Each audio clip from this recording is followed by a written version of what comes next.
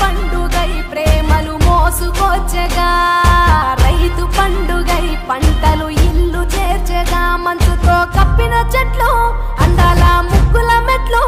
కన్న తల్లి పిలిచినట్లు